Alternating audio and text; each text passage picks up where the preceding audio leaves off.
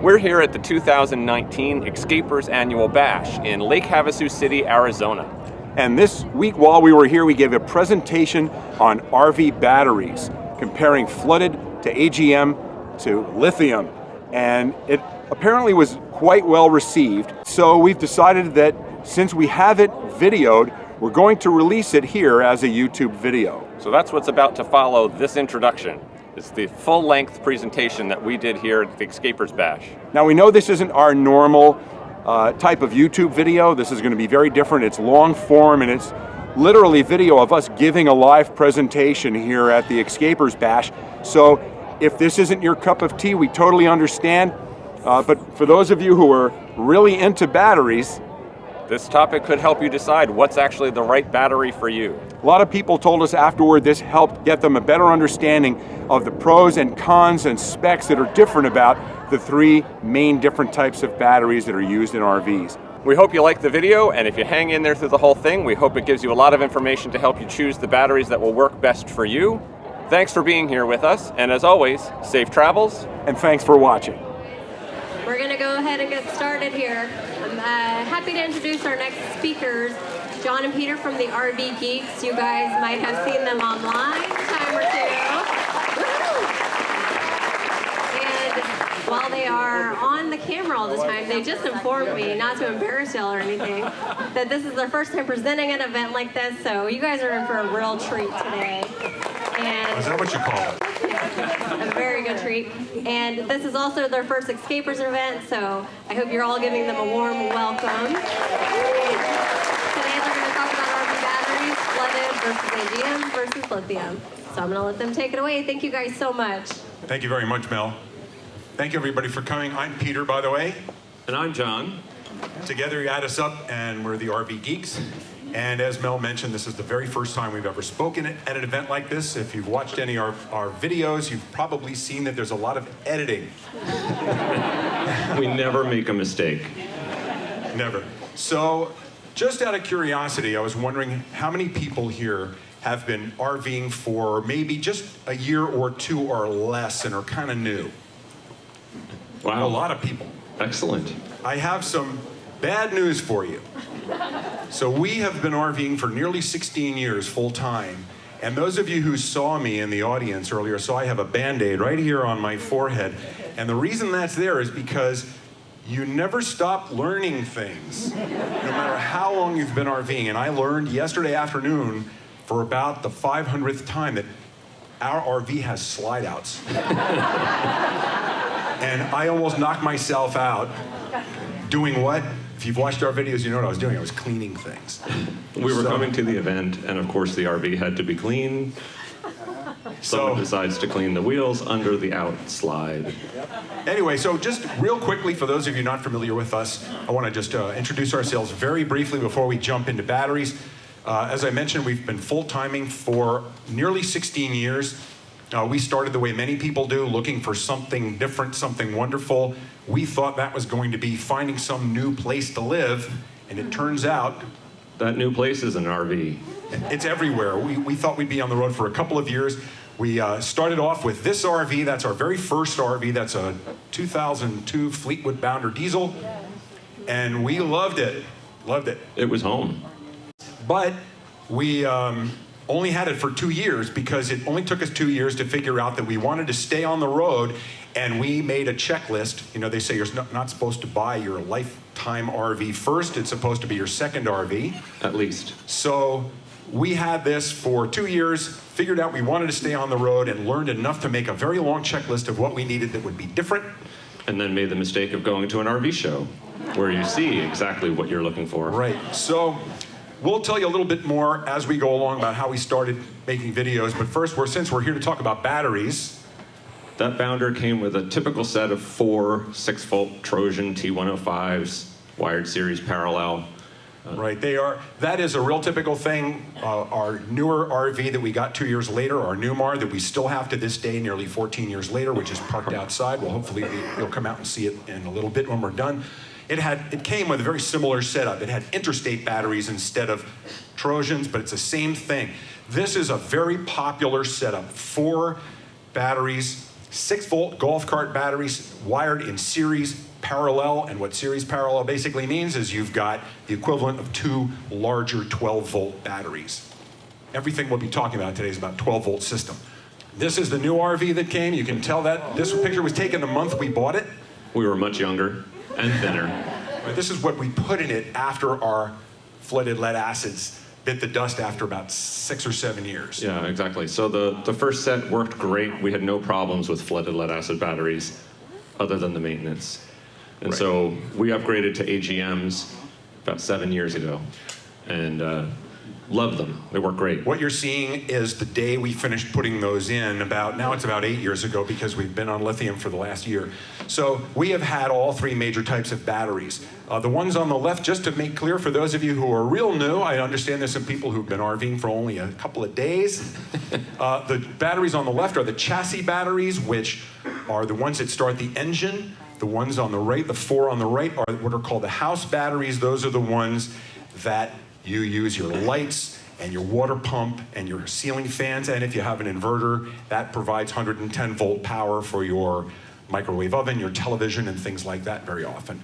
We will be talking today about house batteries, the ones on the right. These are called deep cycle batteries. Deep cycle because they are designed to be drawn down and taken back up over and over and over again.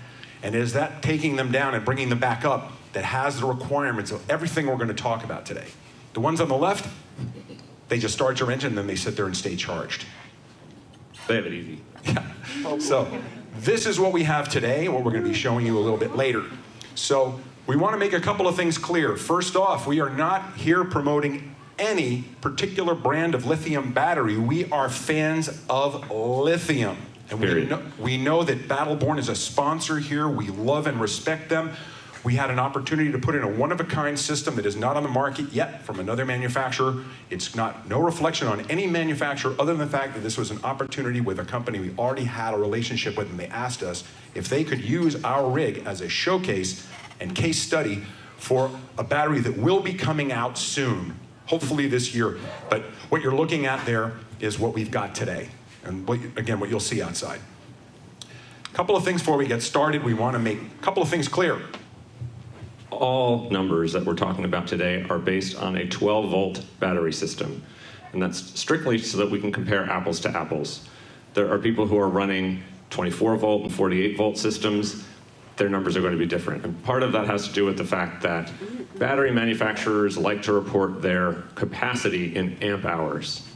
And amp hours, while they're a handy metric to compare one battery to another, are not actually a measure of power, how much power you're actually pulling out of the batteries.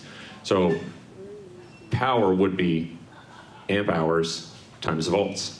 That's where you get into watt hours, but don't worry, I'm not going to let him get too much into the weeds. Yes, we're not going there. Everybody reports their batteries in amp hours. We're going to stick in amp hours, but we are using 12 volts as our baseline. So if you're operating on a 24-volt system, then your equations will be a little different.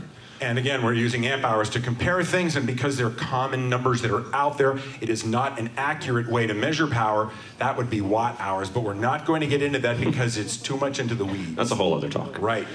We're also going to be using some general standards and estimates for the lithium batteries. And actually, it actually applies to all the batteries that we talk about. We can't talk about every flooded lead acid battery, every AGM battery, every different lithium battery on the system, on the market. They all vary slightly. We're taking some general standards for each of them and using them as our basis for comparison. So lithium in particular, because it's so new, there's a lot of fluctuation going on right now. There aren't as many sort of set standards for what you buy when you buy a lithium battery today. So it hasn't become as standardized as AGM and flooded lead acid, which have been on the market much longer, obviously. Yeah, you can't just go to Costco and pick up a lithium battery and walk out. Not yet. Like you can with lead acid or Not AGM.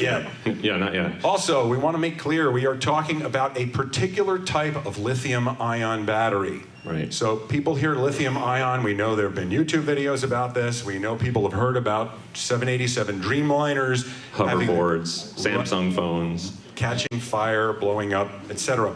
There are many different chemistries of lithium ion, so it's a generic term that applies to everything, but we're talking about lithium iron phosphate. That is the chemistry of choice right now. It is the most stable, it's the most safe, and it's really the one that's being applied to almost all of the lithium battery manufacturers right now pretty much everyone's using a lithium iron phosphate. There are some variations, lithium molybdenum, blah, blah, blah. Magnesium is involved. Right. But that's the chemistry that has really taken off right now, and that's what we're going to be using for our basis for the comparison today. Right, and that's typically abbreviated LiFePO4, as you see there. That is lithium iron phosphate, and whenever you hear us talk about lithium or lithium ion, we are only talking, in this case, about lithium iron phosphate, that particular one. Now, that said, we are not trained professionals. We're not electrical engineers. We don't even play them on TV. As a matter of fact, on YouTube. One of the things you've seen on all of our videos is the fact that we are just RVers like all of you. Unless you're a trained technician, then we're not like all of you.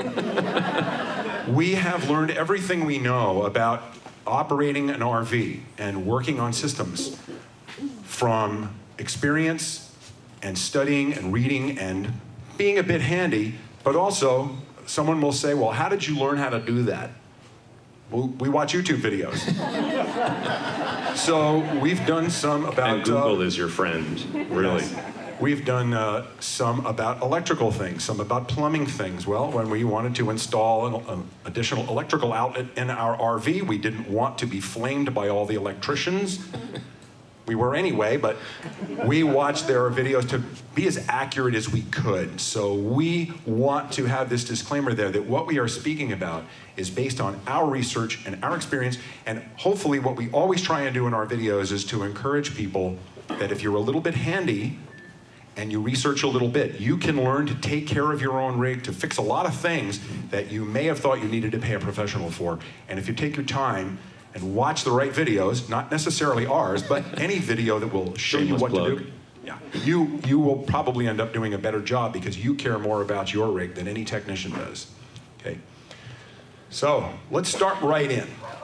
We're going to talk about two different things here. We're going to have two tables we put up here that are going to give you information about batteries. And the first one is going to be the numbers and how things come together little by little. We're going to talk about flooded, AGM, and lithium. And flooded and AGM, you'll hear us talk why we call it that. Right, so both of those are lead acid chemistry batteries, right? So it's the standard sulfuric acid and lead plates, and they react in a chemical reaction to generate electricity. Flooded lead acid batteries are the ones that you have the cell caps on the top, and you've got to check the specific gravity, and you water them, and they usually spray acid all over your battery compartment, and you're cleaning up all sorts of corrosion multiple times a year. Those are flooded lead acid. AGMs are just a different structure of the same thing. And AGM stands for? Absorbed glass mat. Sounds really exotic. Basically, the liquid is just stored in a glass mat and it keeps it from sloshing around. They usually are also slightly acid starved, which gives them some of their benefits, but they don't outgas. So AGMs and flooded lead acid batteries are all lead acid batteries, same chemistry. That's why we use the term flooded here, not lead acid, to describe those, because AGMs are also lead acid. Lithiums, whole other animal. So let's get into a couple of numbers. We're going to go right down the list of comparisons, starting with amp hours. Of course. So remember, we're talking 12 volts. Correct. So these are all 12-volt battery systems. If you're talking about flooded and AGM, you're most likely dealing with a series parallel configuration of a couple of deep cycle 6 volts. Depending, of course, on the type of rig you have. Now, if you have a travel trailer, maybe you have 1 or 2 12-volt batteries. Mm-hmm. But as soon as you start getting larger rigs, what we showed is really the starting point for larger rigs, which is 4 6-volt batteries wired in series parallel to make the equivalent, basically, of 2 larger 12 volts. Now, if you start with flooded. So both of our RVs came with the same setup, Trojan T105s or Interstates. They were the same amp hour capacity. We had a 440 amp hour capacity battery bank. When we upgraded to AGMs, no increase in battery capacity, right? Same 440 amp hours, they basically parallel one another. So you think, okay, why am I going to bother upgrading to AGMs? You go to lithium, and now you can start getting into the world of increasing the amount of capacity you have in the same space.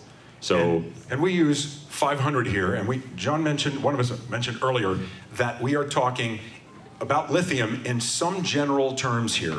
So 500 is an example here of what you might get in approximately the same space that you've got 440 amp hours of flooded or AGM. It's comparable in general size and scope, so you could take approximately the same area and end up with a 500 amp hour battery bank. And at first blush, you might look at that and say, I heard that lithiums were really expensive. Why am I going to spend all that if I'm only going to get a tiny little increase like that? And if this were all you looked at, and then of course the price tag, you'd say, well, it doesn't make sense. So what you really need to look at is maximum depth of discharge. So this measurement is a glass half empty kind of measurement. So if you have a half full glass of water, the empty part is your depth of discharge. How much of the water have you drank? How much of the power have you pulled out of the batteries? So maximum depth of discharge for flooded lead acid or AGMs is 50%. So you can only use half of the power in the batteries that you just shelled cash out for. With lithium, we're putting 80% up here. Again, that is just sort of a generic, very conservative estimate. Depends on the battery manufacturer you buy from. Our battery actually lists 90% usable capacity. Battleborn lists 100% usable capacity. So you have to look at the specifics for the battery you're looking at, but in general, you're going to get at least 80% of the capacity of the battery that's actually usable. And we've been conservative here purposely because 80 is the least you will get. You won't find claims or literature that tells you you're going to get only 60 or 70%. We're purposely being conservative here because this is the worst case scenario.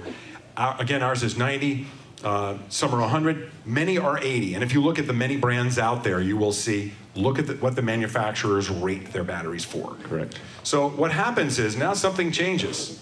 Well, so you want to go back? I was going to say that maximum depth of discharge point is also an important number to know because draining your batteries below that level is where you are beginning to reduce their usable lifespan. So all the manufacturers list for flooded lead acid and AGMs 50% depth of discharge. If you drain your batteries further than that, you are going to get fewer life cycles out of them.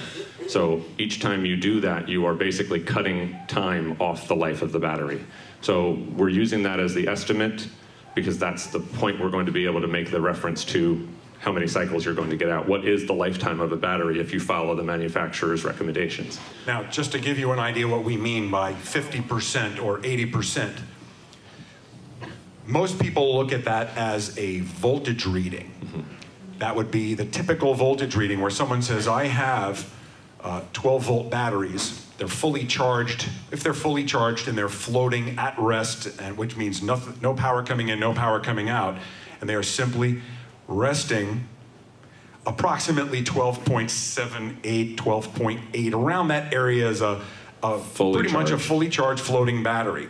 When you take it down to approximately 12.1 or so, that's normally considered 50%. However, that is not actually the correct way to determine whether or not your battery is fully charged or 50%. It's done by the flow of current into and out of the battery, and the only accurate way to truly do that is with something called a BMK, or battery monitoring kit, which is kind of like a flow gauge that it measures all flows of power in and out of the battery. And if you don't have a BMK, you're approximating. Right. Most of the manufacturers, you can buy standalone units from Xantrex, you can buy one from Magnum, you can get one from Victron. There are a bunch of manufacturers that make units. You install it into the RV. It's actually got what they call a shunt that gets wired in right to the negative terminal of the battery, and then it reads all the power flowing across that. So you wire everything to that one shunt, and now you actually get a % reading of your battery capacity. So you know if you're at 50% because it actually measured all those electrons flowing in and out of the battery. Unfortunately, RV manufacturers don't install those standard. If you're lucky, you've got the little dumb panel, you push the button, it says your battery's good, and it's 3/4, 4/4 full. Two lights, 3 lights, 4 lights. Thanks for nothing. So now if you take those two numbers above and you look and see, well, we had a 440 amp hour battery bank in our flooded and AGM batteries, and we can only use 50% of it, that actually means that you have 220 usable amp hours in those battery banks. Now, when you look at that lithium, not looking so bad anymore. No. All of a sudden, I've almost got twice the capacity, and I haven't had to take up any more room in my RV. Even with the conservative estimate of 80% Right. usable, you now have almost double. Start eyeing up that battery back there they're giving away. So the other thing to talk about too, when you talk about what you get, so of course you're making an investment in batteries. We'll get into the actual dollars and cents here approximately of batteries momentarily. But you also have to look at how many times you can cycle it. So a cycle is the number of times you bring your battery down to its 50% discharge rate and back up, or its 80% discharge rate and back up. So those cycles. So if you have a battery that's 100% charged, you use the power out of it down to your 50%, you charge it back up, you've just done one cycle. Ta-da. And you can see that AGMs, now these numbers again are based on average manufacturer recommendations and specifications. Right. So your standard flooded lead acid battery, like a Trojan T105, they're going to say that you're going to about 500 cycles out of that battery before it's going to now reduced capacity to the point that you're actually noticing that it's not performing well anymore. So that 500 cycle is, again, just sort of an industry standard for flooded lead acid. You may find a brand that says you could get 750 cycles out of that battery. Better value, but still, that's your limit. And it also depends a lot on how you care for it, which we'll talk a little bit about what maintenance is involved in the next chart. So That's this life cycle span, the number of cycles you can get is now again where AGMs begin to start showing some improvement. So you didn't get any improvement in your amp hour capacity, and you didn't get any improvement in the maximum depth of discharge that you can drain out of the battery. But lo and behold, you can get twice as many cycles out of them. theoretically. Theoretically. Well yeah. cared for. On paper. Right. That's partly because of the actual chemistry of the battery itself. They are designed to last longer. And they resist sulfation. That's the big no-no, the big word you hear in flooded lead acid batteries. Sulfation is when the sulfur in the sulfuric acid in the battery liquid bonds to the plates, the lead plates, and you can't get it back off. And over time, as that happens, the battery can no longer generate as much power as it used to. So AGMs resist that process better than flooded lead acid, so you get double the life. Now we get into lithium. Again, this is a conservative estimate. Remember, we said that we are not speaking about any specific lithium battery, and we are using conservative estimates from many manufacturers. So 3,000 cycles is very conservative, Right. and that is the specification from some manufacturers. There are some that are 5,000. We have heard of 10,000, but we're going to show how much that really means. You don't need to do the math to figure out that 10,000 cycles would be an awful lot, but 3,000 is an awful lot. And again, that's 3,000 cycles at 80% depth of discharge. So if you're cycling less than that, you're going to get more cycles. And same with your floodeds. So if you do your floodeds and AGMs and you only ever drain 25% out of them and back up again, they will last longer than if you take them down to 50 or 80%. So it plays both ways. Now, if you do a little math here, so this is not a common number that you're going to see. Manufacturers don't rate their batteries this way, but we thought, okay, if you can use 220 amp hours out of a flooded lead acid battery, and you can do that 500 times, how many lifetime amp hours of use can you get out of it? And this is a theoretical, this is to give you an idea what might be based on the specifications for how far you can discharge it and how many times. So you can do the math, 220 times 500 is 110,000 usable amp hours in a flooded lead acid battery. That's all the power you're ever going to get out of that thing. AGMs, you've got twice as much because you have twice as many times you can cycle the same 220. Now, lithium. You compare again, the conservative number of 400 amp hours and the conservative number of 300, and you've got 1.2 million amp hours. Woo! Fire up the Who wants microwave. lithium? We're going to get to the price next. Yeah. No, we all still want lithium, and they're coming down in price too. We even understand there's specials going on. There might be specials. So let's let's do another one. Let's give you an idea of pricing. And this is where it always comes down to, because everybody has a budget, right? If we all won the lottery and we could pay for everything, the whole world would be flooded with lithium batteries, and we'd all be driving Prevos. We'd be showing you our oh no, we wouldn't. We'd be on a desert island somewhere. Exactly. So a standard flooded lead acid battery, again, $150 is really at the high end. You can walk into Walmart, you can walk into Sam's Club, you can walk into Costco and get probably $80, $90 for a battery. May not have the same lifespan as, let's say, a Trojan T105, T125, again, Right. higher end brand. Or an Interstate. Those typical types of batteries that many of us have. But $150 is a rough estimate. You're going to spend $600 for your battery bank. You've got 4 6 volts. You're good to go. Doesn't seem so unreasonable. Go to the AGMs. They had double the life. They're charging you double the price. So each battery is going to run closer to 300, 325. So you've got a $1,300 investment in your battery bank, but you're getting double the power out of it, right? 220,000 amp hours instead of the 110,000 because it's going to last twice as long. And then we go to lithium. Now this is a very rough number we've come up with here, and I'm going to tell you how we did that basically. And this is where everyone walks out. I'm not paying that. No. So first of all, $6,000 is not the price of 500 amp hours necessarily. We looked at a lot of different manufacturers, a lot of different things that are available, including our own, what the capacities are. It is not uncommon to spend about $1,000 for 100 amp hours of lithium power. That is not uncommon at all. You can spend $1,200, $1,500. You could spend $2,000. It varies quite a great deal. Again, this is new technology or newer technology. It's not Wild West. It's not untested, it is simply newer. And of course, with every technology, prices come down over time. Correct. But we, again, to be conservative about the value of what you're getting, we put a higher number here toward the upper end. So we're putting in to get 500 amp hours, we put it up over $1,000 per amp hour. We put it around 1,200 is what we've calculated in here. So what does that work out to? Cost per 100 amp hours of use. Now, this is assuming that you use the life of the battery up. And just to be clear, this is not the cost of a 100 amp hour battery, because if that was the case, again, we'd all have lithium and end of story.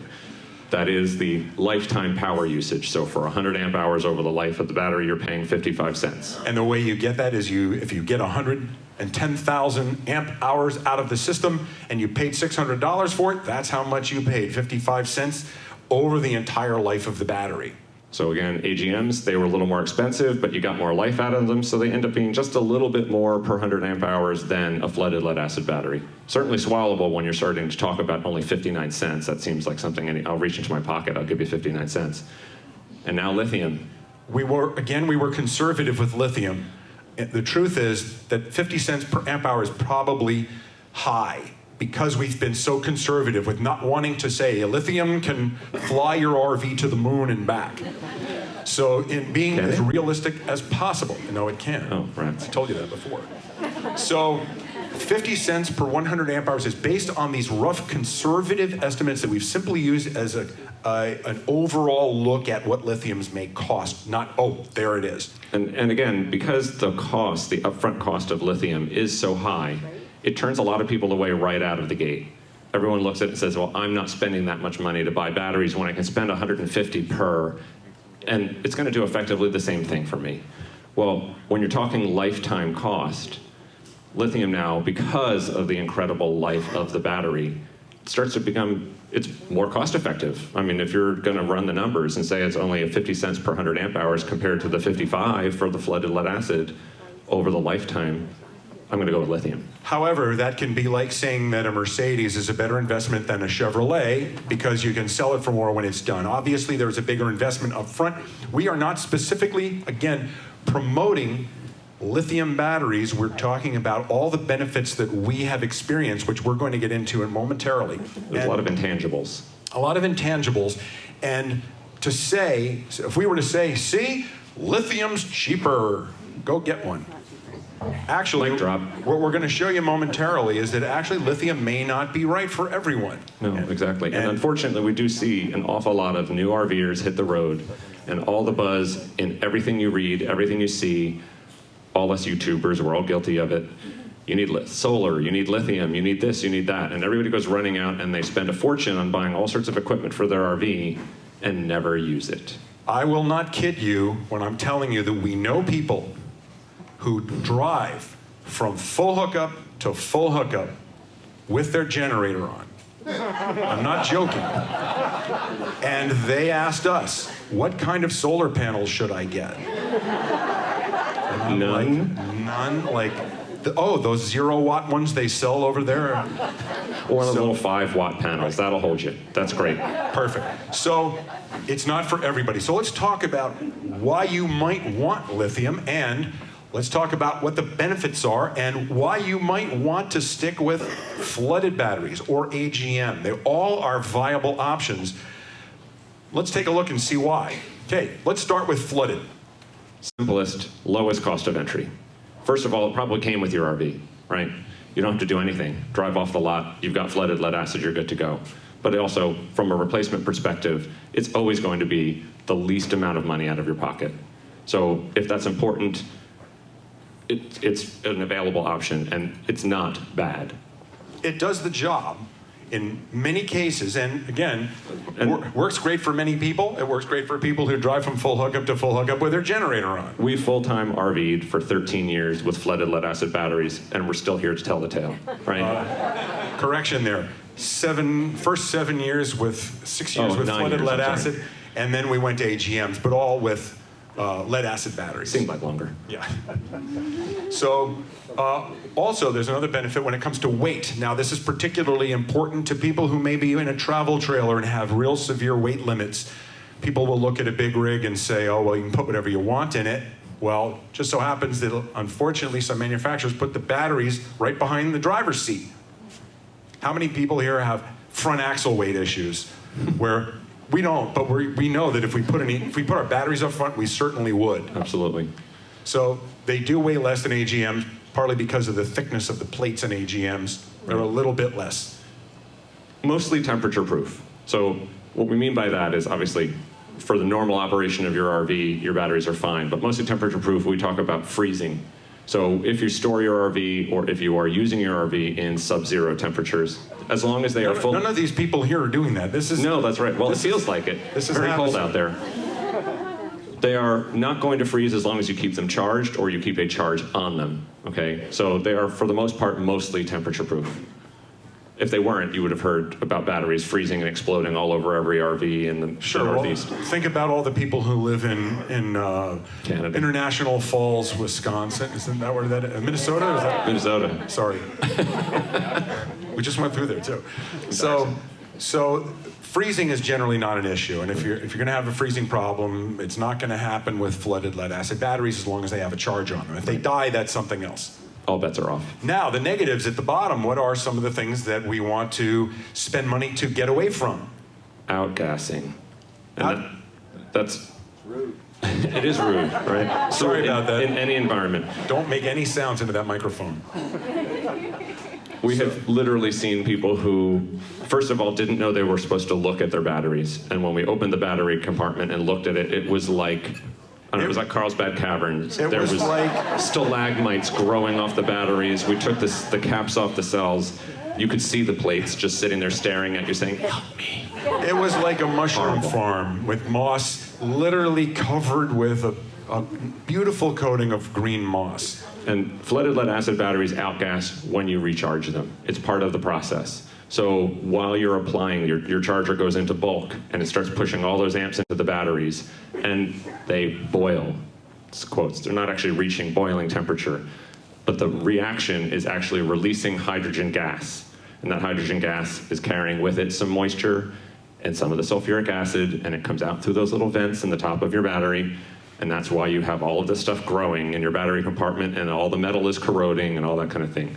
So sometimes it could be a result of a bad battery charger. So that oftentimes can be the first sign that your battery charger is going bad or is not doing its best job keeping your batteries healthy because it's overcharging them and they're outgassing too much. So you're getting a lot of that missed. So obviously because of that, there's maintenance required. Any person here, any RVer really should be looking at their flooded batteries every 30 days. That should be a standard thing you do, is what we always did. At least just put eyes on them, see what's going on. Look at them and see what's going on. You also want to take hydrometer readings and check their specific gravity, because that's the most accurate way to find out whether or not they are sulfating. And sulfating is when the plates have those particles come out of solution and attach themselves to the bottom of the plates. The sulfur from the liquid Right. is actually ending up on the plates. And if the acid, basically the acid is being reduced, and therefore the battery can't generate enough electricity. That's how it does it. So if you take your hydrometer readings, if you're getting that outgassing, it's taking some of the acid out with it, it's taking the liquid out with it, and that's why you need to take the caps off and check the liquid level and add distilled water back into it to raise that level back up. Because again, if that level drops below the plates, they're getting damaged. So again, fewer life cycles, and you're going to be buying new batteries sooner than you wanted. next up, Your lights are going to go out while you're dry camping at the Xscapers Bash. you also want to fully charge your batteries for maximum life. And we'll get into this just a little more when we move on to the other types of batteries. Basically, when you are dry camping, boondocking, and by the way, the distinction between those two, a lot of people interchange them. You could be dry camping in a national park or national forest campground when you're paying for your site and you're in a campsite. And some of them are lovely, they're paved, they're wonderful, but they just they don't have any services. Right, so even if you're not a boondocker, like by the classic definition out in BLM land, and you're in a national park or national forest campground, if you don't have an electric hookup, you're dry, and water and sewer, you're dry camping. So you need to fully charge your battery for maximum life. And what that means is each time you start your generator or plug in, you want to bring them all the way back up. Now, how many of you get your batteries down to about 50% or so, 12-1. and then you start your generator and run your generator for 5 or 6 hours straight? Probably nobody. Thank God. So you're probably not actually getting your battery fully charged, which is one of the, we'll get in a little more detail when we get into the other kinds of batteries. So that chemical reaction that's occurring in the battery to generate the electricity needs to be reversed. And that's what your charging is doing. It's actually undoing the chemical reaction. And when you're not fully charging them back up to 100%, you're not fully undoing that reaction. And that's when the sulfation starts and your batteries start losing capacity over time and your lights go dim sooner. Now we're going to go a little bit into the weeds with something called Puchert's Law, which I am going to blame on our dear friend and resident, yes, he said I could, and resident genius, Tom Morton of Morton's on the Move, who's sitting here in the audience today. Don't befriend an electrical engineer. We did not know what Puchert's Law was, but Tom gave me permission to say his name. I won't do it again. So, Puchert's Law is something that affects these batteries, and here's what it is. Basically means that the change in capacity of lead-acid batteries at different rates of discharge. So we all like to say we have 440 amp hours of battery capacity.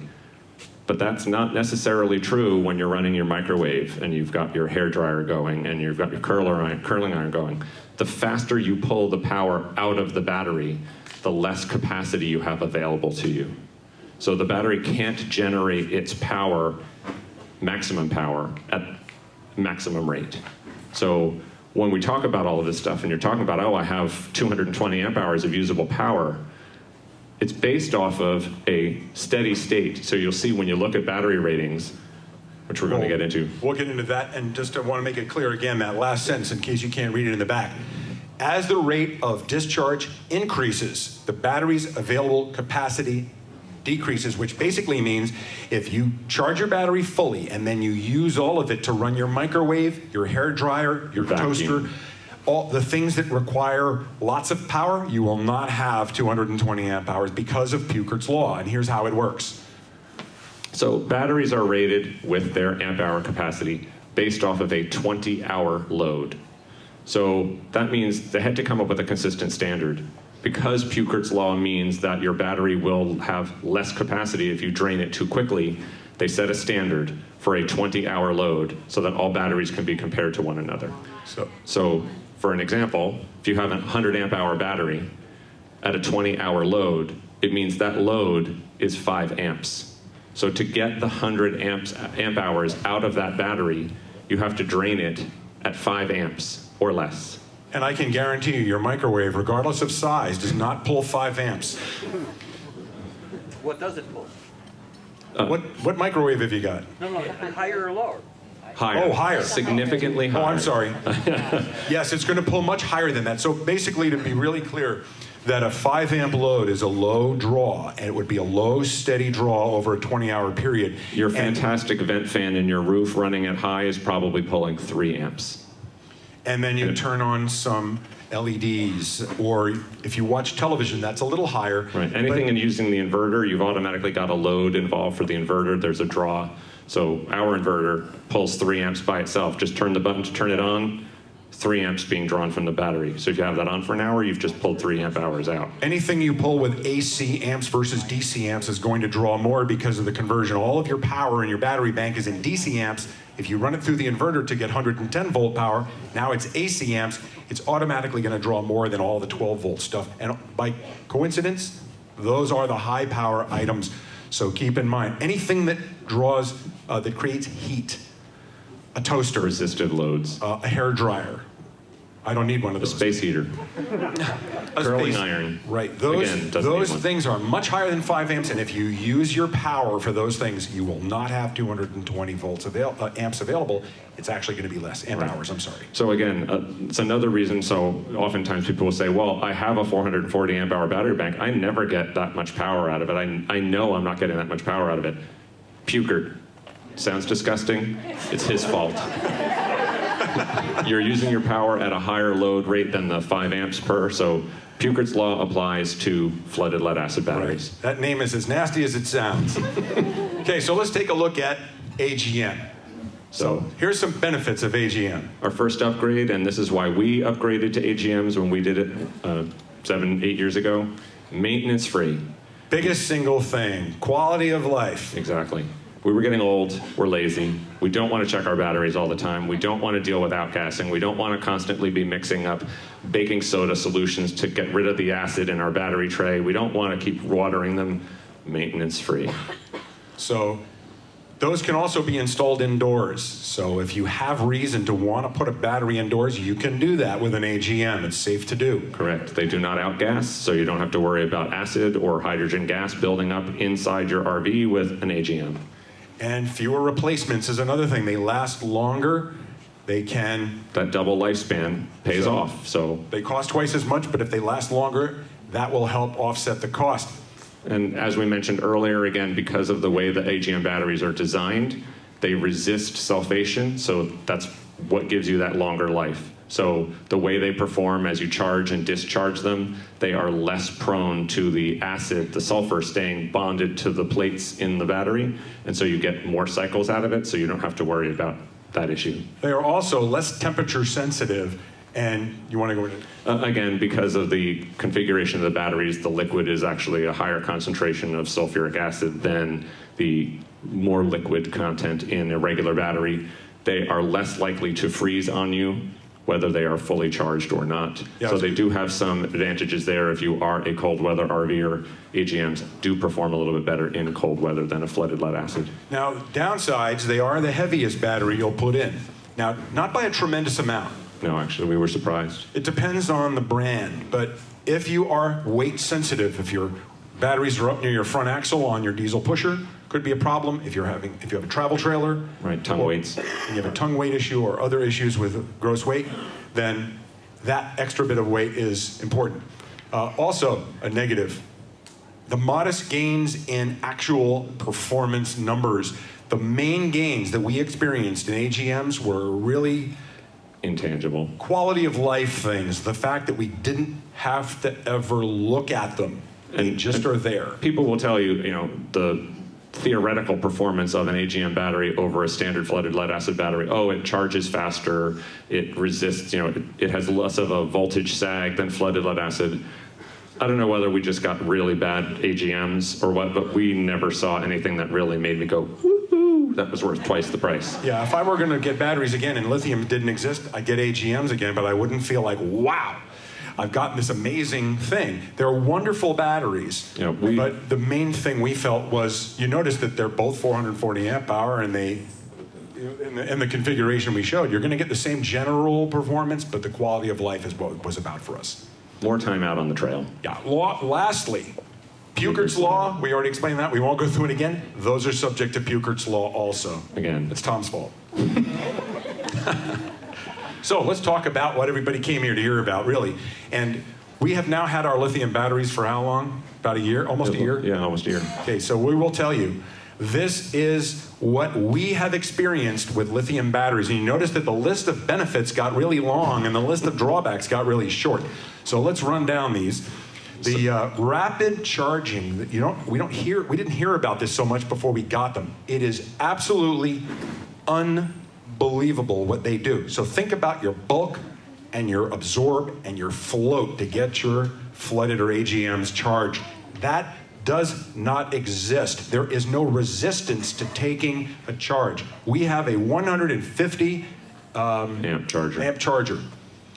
It will push solid 125, 130 amps into those batteries like crazy. And to put this into perspective, the battery we have now is 600 amp hours, 540 usable.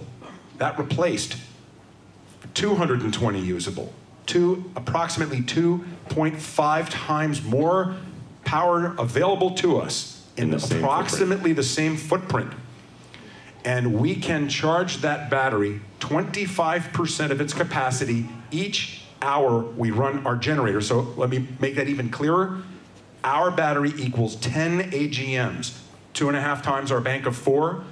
In 1 hour, we can put the equivalent of 2.5 AGMs into our system with our charger. It's unbelievable. When we flip the charger on, it just goes. So you can run your generator for 1 hour.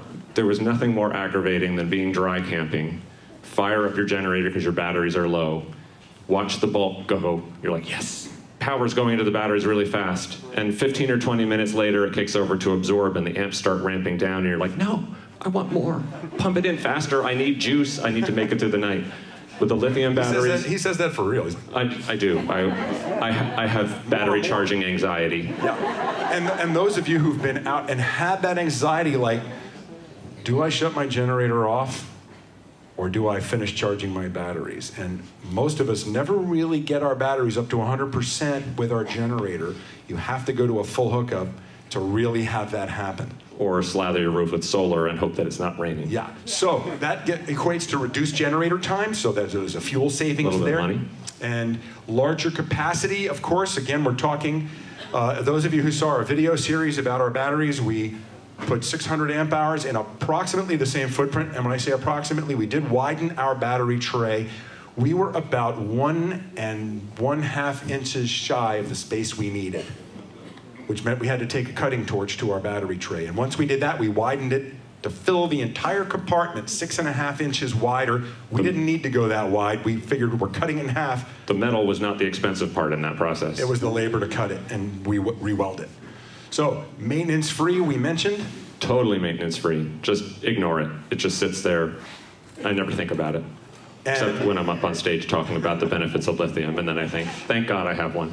So, long, long life, as we mentioned. You probably, if you're going to invest in lithium, do it in a rig that you plan to stay in a while, or if you sell it the next year, take them out. Don't take list them it with in that you for listing. your next RV and put in some floodeds for the new owner. Yeah,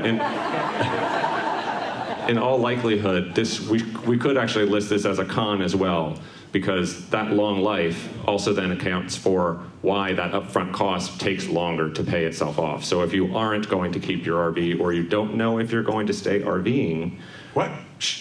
it might not be worth it. Nobody here thinks that.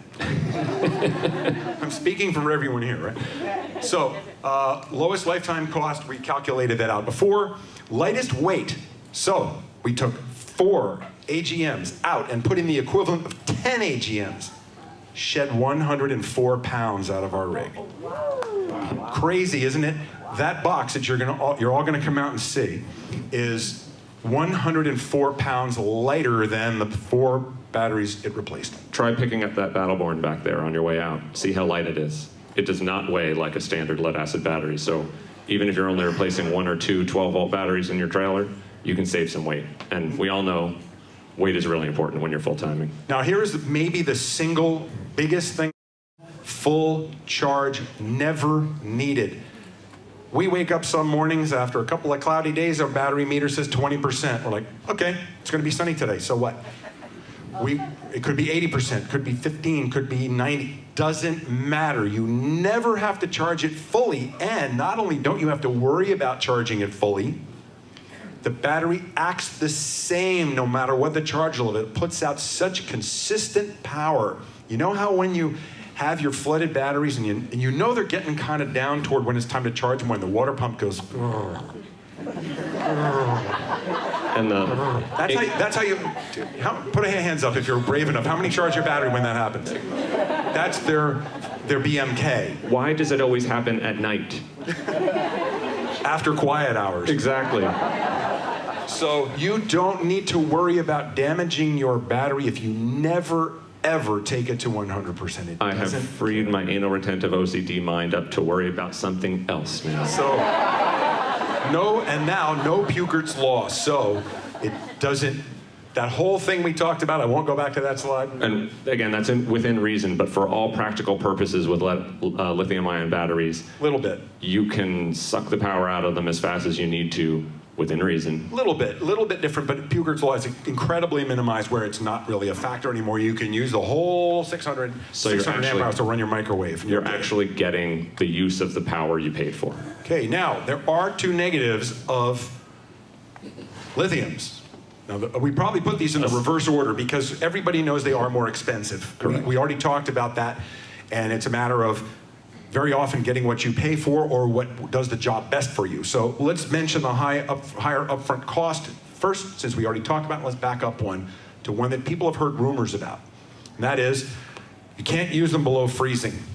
So the way they work, you cannot charge them when the battery itself is below 32 degrees Fahrenheit.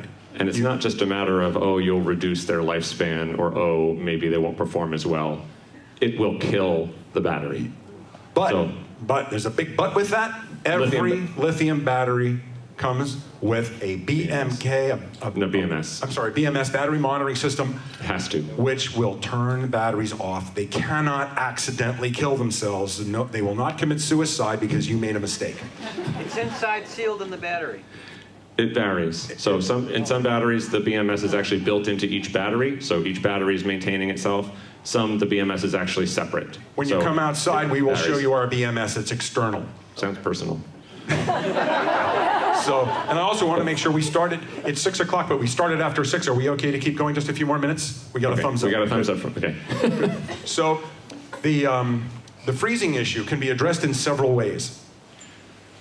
You can put the batteries indoors. That's right. We have friends, those of you who are familiar with Nina and Paul of Wheeling It, who moved to the south of France and bought an RV there. So jealous. Going to go there. They built an early lithium system. They took space in their closet in their bedroom and they put the whole thing in the house. Right. Avoid the issue altogether. So now it's in a complete climate-controlled environment.